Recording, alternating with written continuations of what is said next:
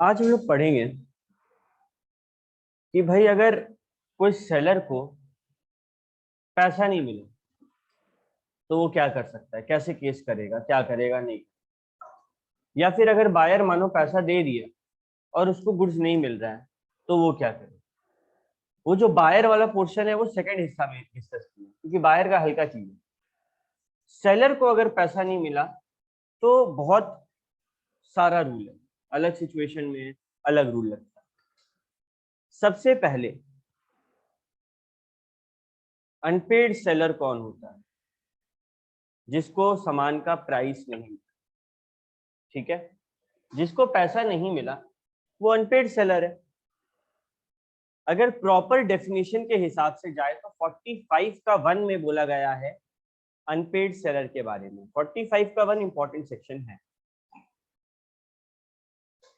बोलता है the whole of the price has not been paid.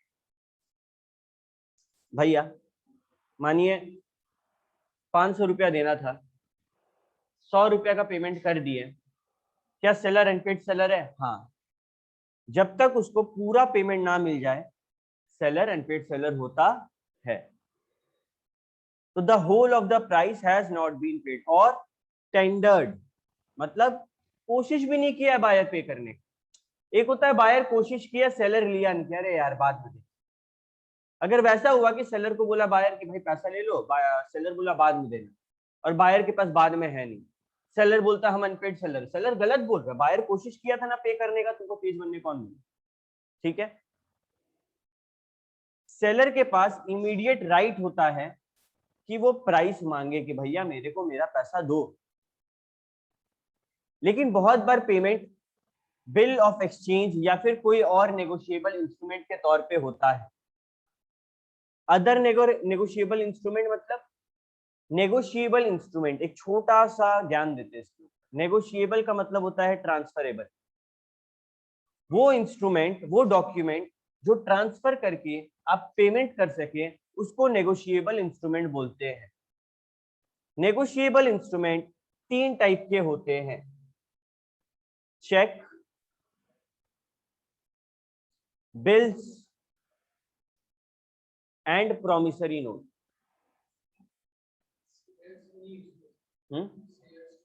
नहीं, शेयर्स नेगोशिएबल इंस्ट्रूमेंट नहीं है। शेयर्स तो गुड, शेयर स्टॉक्स तो गुड है। नेगोशिएबल इंस्ट्रूमेंट क्या हुआ? चेक, बिल्स ऑफ एक्सचेंज और प्रोमिसरी नोट। इसके ऊपर सीए में पूरा ज्ञान लेगा, पूरा एक्ट पढ़ेगा। और सीए वाला वो बच्चा जो लोग बीकॉम का एग्जाम देने वाला है वो लोग भी पूरा क्लास करेगा मेरे पास, क्योंकि बीकॉम में नेगोशिएबल इंस्ट्रूमेंट एक्ट है। ठीक है, तो नेगोशिएबल इंस्ट्रूमेंट अगर तुम पेमेंट के तौर पे किया, बायर अगर सेलर को कोई चेक दिया या फिर बिल दिया या फिर प्रोमिसरी नोट दिया जो कि डिसऑनर हो गया, मतलब हम बैंक में लेकर गए, बोले भैया पैसा दो, बोलता इसका बैंक अकाउंट में तो पैसा है ही नहीं, तो डिसऑनर हो गया। तो अगर डिसऑनर होता है तो भी आप अनपेड सेलर। एक बार क्विक रिकैप, अनपेड सेलर कौन होता है 45 का 1 में? जिसको पूरा पैसा नहीं मिला है, थोड़ा मिला वो भी अनपेड सेलर। पूरा पैसा मिलने के बाद तुम पेड सेलर कहलाए। या तो पूरा पैसा मिला नहीं या फिर आगे वाला कोशिश तक नहीं किया देने के लिए तो तुम अनपेड सेलर। या फिर कोई भी नेगोशिएबल इंस्ट्रूमेंट तुमको मिला था जो कि डिसऑनर हो गया है तो फिर तुम अनपेड सेलर। क्लियर है? सवाल उठता है कि अनपेड सेलर के पास क्या हक है, क्या राइट्स?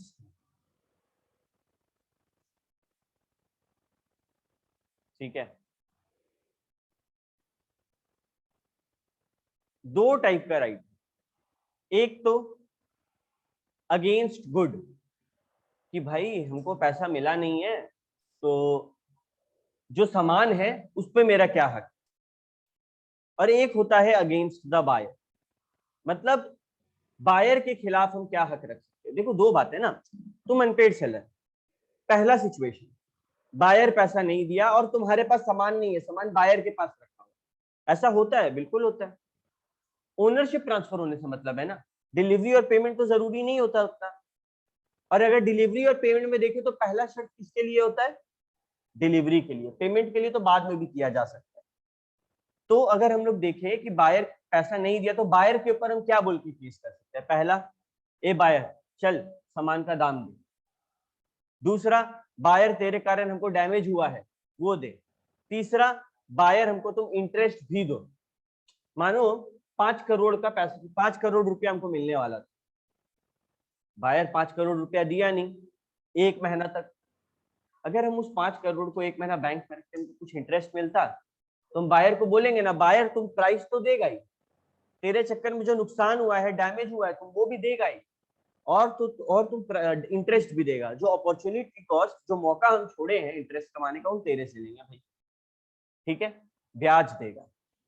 और जब बात करते हैं गुड्स के बारे में कि बायर का गुड्स के को लेकर क्या हक है, तो इसमें भी दो सिचुएशन होता है। एक, ओनरशिप पास हो गया है, मतलब अब बायर ओनर है, तब क्या कर सकते हैं। और दूसरा सिचुएशन कि property in goods has not passed to the buyer, not passed to the buyer मतलब ओनर अभी तक बायर नहीं बना है, ठीक है। इस दोनों को हम लोग डील करेंगे। सबसे पहले, right of unpaired seller against good, कि भाई अगर अनपेड सेलर को पैसा नहीं मिला है तो वो गुड्स के साथ क्या क्या कर सकता है। पहला, राइट ऑफ लियन। राइट ऑफ लियन का मतलब क्या हो? लियन का मतलब होता है जब्त करना, जब्त करना। The unpaid seller who is in the possession of the good, बड़ा important line, who is in the possession of the goods, मतलब वो सेलर जिसके पास गुड्स है, सिर्फ वो राइट ऑफ लियन अपना सकता है। जिसके पास गुड्स है मतलब हम लोग के बीच में कॉन्ट्रैक्ट ऑफ सेल हुआ है, तुम्हारे पास डिलीवरी नहीं गया गुड्स का, गुड्स मेरा दुकान में पड़ा हुआ है, जब गुड्स तुम्हारे पास रखा हुआ है तब तुम राइट ऑफ लियन एक्सरसाइज कर सकता है। मतलब रिटेन करना पोजीशन ऑफ देम, कि जब तक हमको पेमेंट नहीं मिलेगा या फिर तुम पेमेंट का कोशिश नहीं करेगा तब तक वो गुड्स मेरे पास रहेगा। ये राइट ऑफ लियन को पोजेसरी लियन भी बोलते हैं। The right of लियन can be exercised in the following cases only, very important. 3 ऐसा केसेस है जब हम लोग राइट ऑफ लियन को एक्सरसाइज कर सकते हैं। पहला, गुड्स बिना किसी शर्त के बेचा गया था, कोई शर्त नहीं था कि हम गुड्स उधार बेच रहे हैं। नॉर्मली जब कोई इंसान किसी सामान को बेचता है तो क्या सोचता है, अगर कुछ बात नहीं हुआ है, अनलेस अदरवाइज एग्रीड, हम लोग क्या सोचेंगे कि पेमेंट देगा, पूरा देगा, यही सोचेंगे। बट अगर बात हुआ है, शर्त रखे हैं उधार के बारे में कि हम शर्त रख देगी 3 महीना बाद तुम पैसा देना, तब हम राइट ऑफ लियन अपना नहीं सकते। क्यों? आप खुद ना कॉन्ट्रैक्ट में बोले हैं, खुद ना कॉन्ट्रैक्ट में आपका टर्म है कि उधार में बेच रहे हैं हम, ठीक है। दूसरा, goods have been sold on credit, तुम गुड्स उधार पे बेचा है, गुड्स बेचे हुए उधार पे 2 महीना पार हो गया, बायर ना गुड्स लेने आया, गुड्स तो तेरे पोजीशन में तेरे पास पड़ा हुआ है, और ना ही बायर पैसा दिया। पहला में क्या हुआ, उधार का कोई बात नहीं था, गुड्स मेरे पास पड़ा हुआ है, हम गुड्स जब्त कर लेंगे। दूसरा में क्या था, उधार का बात किए कि हफ्ता भर में दे देगा पैसा, नहीं दिया, गुड्स मेरे पास पड़ा हुआ है, हम जब्त कर लेंगे। तीसरा, बायर इंसॉल्वेंट हो गया, मतलब अब वो पेमेंट नहीं कर सकता, हमको पता चल गया, गुड्स मेरे पास पड़ा हुआ है, हम गुड्स जब्त कर लेंगे। तीनों में एक चीज कॉमन है, क्या? गुड मेरे पास पड़ा हुआ है और हम जब्त कर रहे हैं। कभी भी ऐसा हुआ कि गुड्स मेरे पास नहीं है, रास्ता में है, या फिर बायर के पास हम जाके जब्त किए? नहीं। राइट ऑफ लियन ये पावर नहीं दिया अभी तक। राइट ऑफ लियन मतलब गुड्स आपका दुकान में पड़ा हुआ है और आप उसके ऊपर अपना हक जता सकते हैं जब तक आपको पेमेंट ना मिले।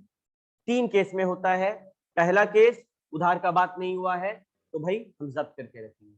दूसरा, उधार का बात हुआ था, 3-4 दिन में पैसा दे देगा, नहीं दिया है, गुड्स मेरे पास पड़ा हुआ है, हम जब्त कर लेंगे। तीसरा, इंसॉल्वेंट हो गया है, गुड्स मेरे पास पड़ा हुआ है, हम जब्त कर लेंगे। बात होगा उस बारे में, बात होगा उस बारे में।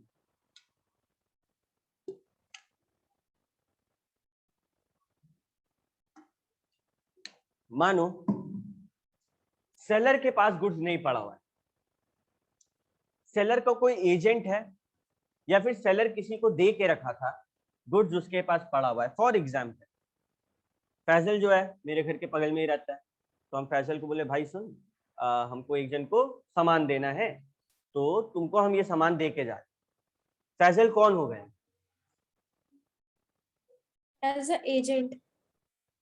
नहीं, हम समझा समझा के थक गए हैं। Bailor bailee, bailee bailee. जब हम किसी को कोई सामान देते हैं, किसी हो सकता है वो ग्रेटिटस हो, मतलब फ्री में काम कर रहा है फैजल मेरे लिए, हो सकता है वो नॉन ग्रेटिटस हो, मतलब पैसा लेके करेगा, नॉट फ्री।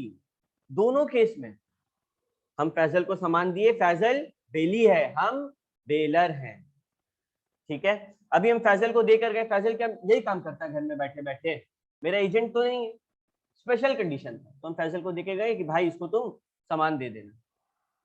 और क्या हुआ, हम बोले पेमेंट मिलेगा तब देना, वो पेमेंट नहीं दिया है, क्या फैजल सामान देगा? नहीं। बायर बोला तू सेलर थोड़ी है, तुम राइट ऑफ लीन कैसे एक्सरसाइज कर रहा है, तू सेलर है क्या? तो फैजल बोलेगा कि भाई रूल है कि भले ही तुम बेली हो, भले ही तुम एजेंट हो, अगर तुम्हारा जो बॉस है यानी कि तुम्हारा बेलर है वो अगर अनपेड सेलर है, तो फिर अनफॉर्चुनेटली तुम भी वो एक्सरसाइज कर सकता है बायर को, ठीक है। अगर हम अपने अंडर में किसी को सामान देके जा रहे हैं और उसको पैसा नहीं मिल रहा है, तो बायर मांग लेगा क्या सामान? नहीं, buyer can not claim the goods. Unpaid seller मानो पार्ट डिलीवरी कर दिया, मतलब इंस्टॉलमेंट में डिलीवरी कर दिया। रूल क्या है, पहला इंस्टॉलमेंट डिलीवर होता है, क्या माना जाता है कि बाकी सारा भी बायर का हो चुका, ओनरशिप पहला ट्रांसफर हुआ तो बाकी भी बायर लेगा। हम पहला लॉट डिलीवर कर दिए, अचानक से पता चला कि ये है घपला बाजार, ये पैसा नहीं देता, ये सबके साथ ऐसे ही करता।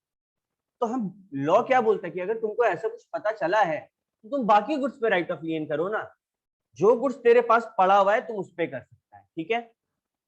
3 लॉट में सामान जाना था, पहला लॉट तुम बायर को दे दिया है, अरे भाई 2 लॉट तो तुम्हारे पास पड़ा है, तुम ये दोनों को जब्त कर लो, कर सकते हैं, कोई दिक्कत नहीं, तुम्हारे पास पड़ा हुआ है ना, तेरे पोजेशन में है ना, दैट इज व्हाट मैटर्स, ठीक है। ओके भैया, क्या कभी लियन तोड़ा जा सकता है, कैंसिल किया जा सकता है? मतलब अगर हम सामान जब्त करके रखे हैं तो कब हम ये जब्त वाला कॉन्सेप्ट को कैंसिल करके वापस दे दे बायर को सामान? पहला, अगर तुम गुड्स किसी कैरियर को दे रहा है या फिर किसी को भी दे रहा है, कोई बेली को दे रहा है ट्रांसमिशन के लिए, याद करो अगर तुम कहीं कभी भी गुड्स को ट्रक में चढ़ाता है, कार में चढ़ाता है, ट्रेन में चढ़ाता है और तुम राइट ऑफ डिस्पोजल रिजर्व नहीं करके रखा है, तो चढ़ाते के साथ गुड्स का ओनर कौन? बायर, याद आया?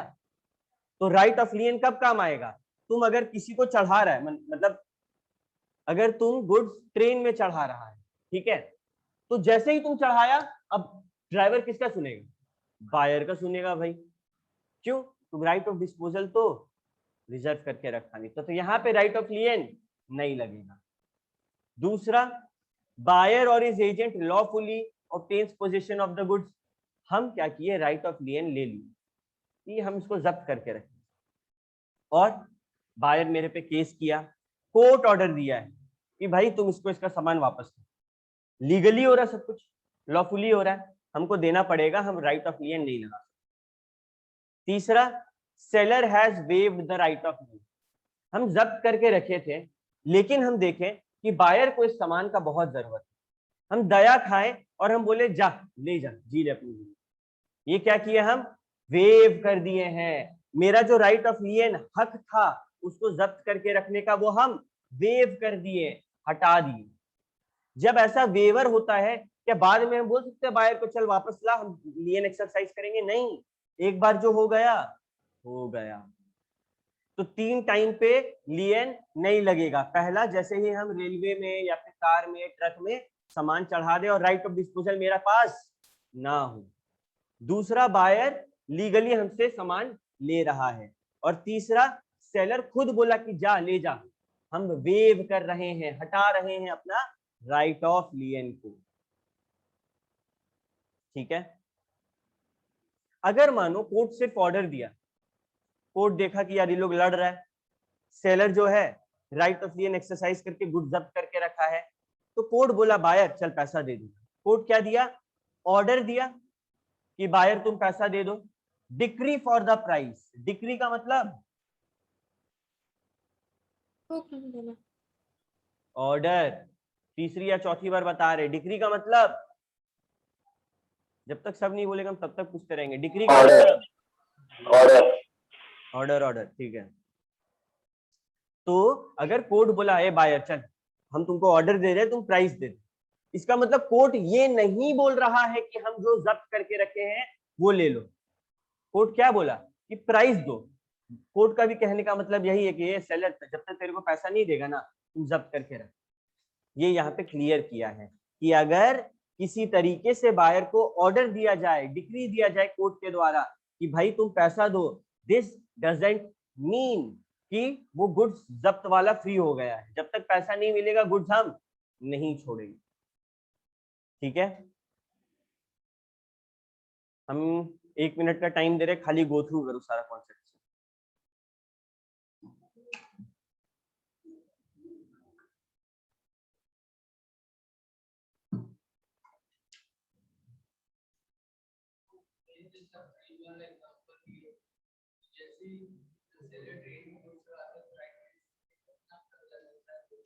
नहीं, ट्रेन में राइट ऑफ डिस्पोजल रिजर्व नहीं होता, बोलना पड़ता है। 2 जगह में, कौन कौन सा तो था, एक शिप था और एक और शायद ट्रेन ही होगा, तो भी रेलवे और शिप। ट्रक्स में नहीं होता है, ट्रक्स और कार टेम्पू ये सब में नहीं होता है। ठीक है, ठीक। मैं रीड करके सब, एक तो तुम लेट से आया।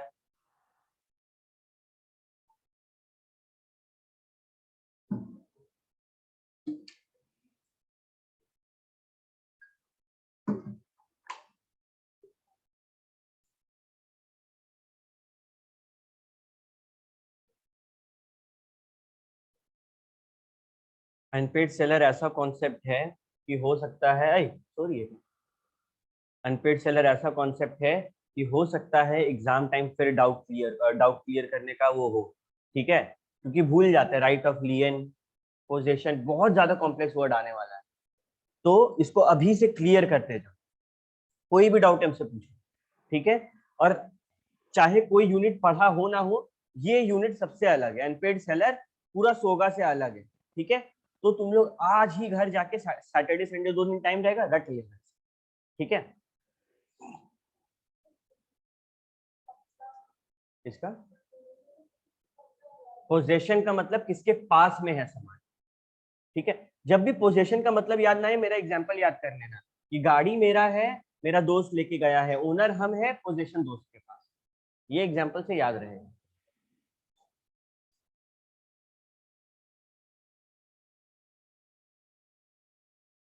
ऑनलाइन वाला बच्चा यो मैसेज करो सारा क्लियर है तो।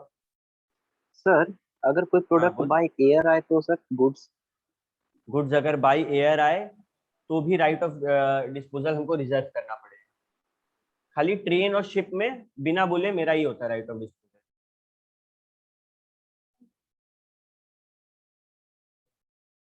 सर बिल्स ऑफ लेडिंग और सिर्फ एक ही होता है क्या?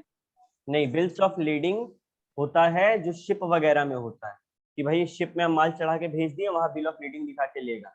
और बिल्स पेएबल जो होता है वो अकाउंट्स वाला होता है। सेलर एक बिल देगा, उसको बायर साइन करेगा, फिर सेलर वो वाला बिल दिखा के बैंक में पैसा लेगा। दोनों अलग अलग।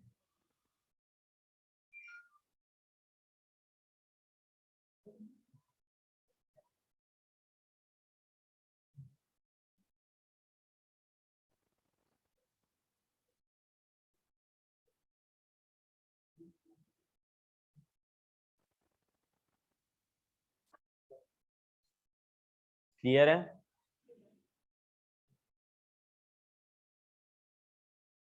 देखो आज हम एक बात क्लियर कर दे रहे, ठीक है, सीए और सीएमए में रटना भी है पढ़ना भी है, ठीक है। ये नहीं 3 इडियट्स देख के तेज बन जाएगी, खाली समझ के चल जाए, जीरो आएगा अगर हम नहीं रटेंगे। तो रटना भी पड़ेगा। रटते कैसे हैं बताओ? एक ही चीज को बार बार बोल बोल के, जब तक हम उसको बंद करके बोलते ना रहे दिमाग में, जब तक ऐसा ना हो कि बिना देखे बोल पा रहे, तब तक रटना, ठीक है। और अगर तुम ये जो कोर्स है सीएसीएम में, इसमें रटना नहीं आता है तो तुम बहुत बड़ा मुसीबत में, ठीक है। क्योंकि अभी तो 4 बुक है खाली, इंटर आने दो, फाइनल आने दो, तब पता चलेगा। सर इंटर में तो 8 बुक है ना सर? 4 बुक, ठीक है। सर इंटरमीडिएट 2 ग्रुप करके होता है या फिर एक बार भी देख देखो सकते हैं? इंटरमीडिएट में 2 ग्रुप होता है, ग्रुप 1 ग्रुप 2, दोनों ग्रुप में 4 सब्जेक्ट होता है, ठीक है। सर एक बार में भी कोई एकदम। कोई है ना? एक एक 8 करके दे सकते हैं, एक एक करके ही देता है। जो एवरेज बच्चा होता है, जो बहुत तेज होता है पढ़ने में, वो दोनों देने जाता है। दोनों देने में फायदा है ना, 2 फायदा है। पहला तो जो ऑल इंडिया रैंक है वो तुमको तभी आएगा अगर तुम दोनों ग्रुप साथ में दिया है। मानो एक ग्रुप हम दिए, ठीक है, 400 मार्क्स का, 400 मार्क्स का 2 ग्रुप है, हम एक ग्रुप दिए, हमको 400 में 400 आया, अगला दिए 400 में 400 आया, टोटल कितना हुआ 800 में 800, फिर भी अलग अलग दिए थे, रैंक 0 नहीं मिलेगा। तुम दोनों साथ में देगा तभी ऑल इंडिया रैंक टॉप 50 में तुम आ सकते। उसमें आने का फायदा क्या है? बहुत फायदा। जिस बंदा को जॉब करना है, अगर उसके पास AIR है इंटर और फाइनल में, तो भाई 17-18 लाख से नीचे तो उसको साल में स्टार्टिंग सैलरी से नीचे मिलेगा नहीं, उसके ऊपर ही मिलेगा, ठीक है। तो AIR का फायदा होता है। और दोनों ग्रुप साथ में देने का दूसरा फायदा ये है कि तुम सेट ऑफ कर सकता है। मतलब 400 में हमको 200 पास होने के लिए चाहिए, पहला ग्रुप में आया 190, दूसरा में आया 210, हम पास हैं, सेट ऑफ हो गया। यहाँ से 10 मार्क्स पहले ग्रुप को दे दिया अगर साथ में दिए हैं तो। ये एक फायदा होता है। टोटल में 400 आना चाहिए, लेकिन अगर हम इंडिविजुअल ही दे रहे तो फिर 200 मांगेगा वो। मतलब सर उसमें कितना टाइम मिलता है? टाइम क्या, दोनों एक तुम साथ जैसे होता है? एग्जाम हो रहा, मानो जैसे इंटर फाइनल में तुम लोग का एग्जाम होगा एक दिन छोड़ के एक दिन, ठीक है। नहीं नहीं, टाइम ही समझे सर, जैसे 6 महीने का फाउंडेशन में मिलता है ना टाइम। फाउंडेशन दिया, फाउंडेशन देने के 9 महीना बाद, रिजल्ट निकलने के 9 महीना बाद तुम दे सकता है इंटर, और इंटर का रिजल्ट निकलने के जब से आर्टिकलशिप स्टार्ट होगा 2.5 साल बाद दे सकता है फाइनल सीए में, ठीक है। और सीएमए में आर्टिकलशिप 15 महीना का होता है, 15 महीना बाद एग्जाम दो और अपना फिर आर्टिकलशिप कंप्लीट करते रहो, कोई दिक्कत नहीं। आर्टिकलशिप करते दौरान तुम अपना जो बॉस होगा, प्रिंसिपल होगा, उससे बात करना कि हमको लास्ट का 6 महीना छुट्टी चाहिए एग्जाम से पहले, वो दे दे। मिनिमम फाइनल का तैयारी के लिए मिनिमम 6 महीना चाहिए, पर्सनल स्टडी के लिए। बाकी क्लासेस वगैरह अलग, मतलब ऐसा रूटीन होता है फाइनल का बच्चा का, सुबह 6 बजे जब की क्लास करो, 10 बजे तक क्लास, 11 बजे ऑफिस, 11 से 5 ऑफिस, फिर 5 से 8-9 बजे तक क्लास, फिर 9 से 10-11 बजे तक पढ़ो, सो जाओ। यही जिंदगी है, ऐसे कटेगा 3-4 साल, ठीक है। चलो अब हम कुछ समझाने जा रहे हैं। ये है सेलर, मानो हमारा सेलर है जेठालाल, ये है बायर, मानो हमारा बायर है चंपक चाचा, ठीक है। अभी चंपक चाचा क्या किए, पहला केस जो हम लोग पढ़ रहे थे, अभी क्या हुआ था, चंपक चाचा जेठालाल से एक टीवी खरीद। बुद्धि मत लगाना कि एक घर में रहता पैसा क्यों ले, ठीक है। टीवी खरीदे, ये दूसरे वाले चंपक चाचा टीवी लिए। पहला सिचुएशन था कि चंपक चाचा बोले मेरे को टीवी चाहिए, जेठालाल बोला हाँ, स्पेसिफिक गुड्स, कॉन्ट्रैक्ट हो गया, हो गया, ठीक। ओनर बायर हो गया चंपक चाचा, लेकिन चंपक चाचा ना उधार का बात किया और ना पेमेंट दिए, तो अब क्या होगा, जेठालाल के पास टीवी रखा हुआ है, जेठालाल राइट ऑफ लियन लगा सकते। मानो ये वाला जो टीवी है जेठालाल के पास नहीं होता, ये टीवी को जेठालाल